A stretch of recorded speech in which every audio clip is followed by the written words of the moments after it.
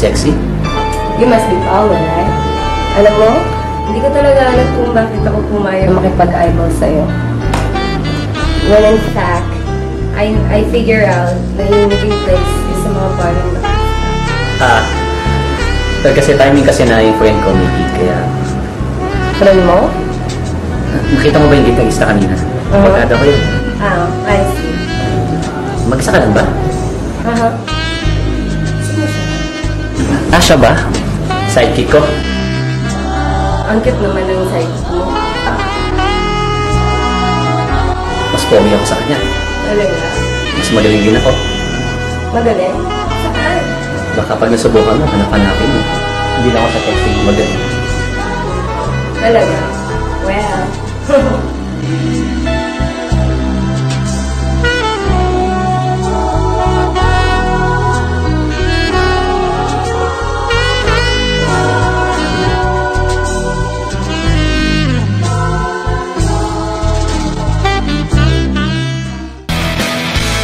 Bro, ang aga mo yata.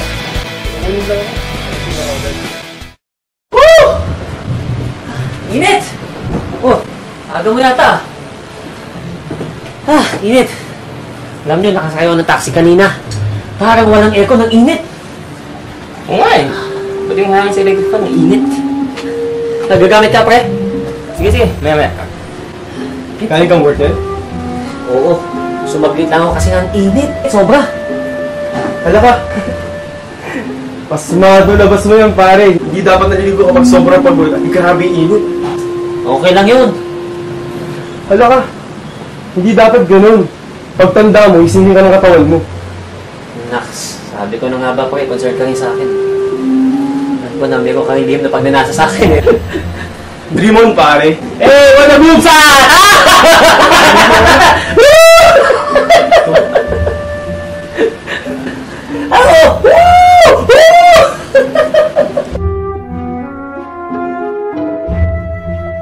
May ganti ako dyan! Hindi lang mo ng ganti! Ay, tama na! Pre, ayos mo yung boobs mo! Huwag dyan! Huwag dyan! May ganti ako! Ay, tama na! May ganti ako dyan! Tama na, pare! May ganti ako dyan! Tama na, pare! Tama na! Ay, tama na, pare! Tama na! Ano yun? Paolo Morales? Jared Andrew Smith? Sino sila?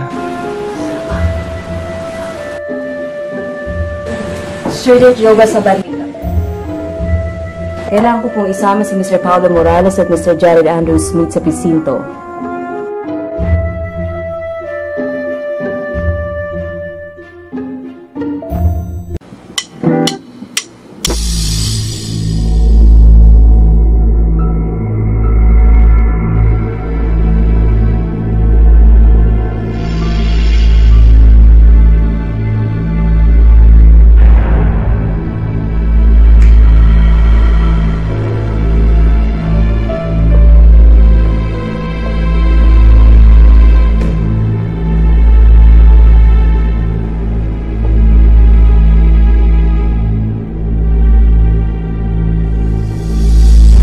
Sergeant, ayoko masawas sa akong gulo. Saka, wala naman akong time na yun. Talaga? Parang hirap paniwalaan. Nandun na kayo tapos ganun lang. Mr. Morales? Gaya ko nung sinabi niya, wala akong nangyari. Anyway, hihintayin na lang natin yung result ng medical examination. Let me remind you, Mr. Morales, Mr. Smith, hindi na biro ito nangyayari nito. Madami na ang nadamay at marami na gustong mawa ng sarili ng aksyon na labag sa batas. Kaya kung hindi kayo makikipag-cooperate sana, pasensyahan tayo.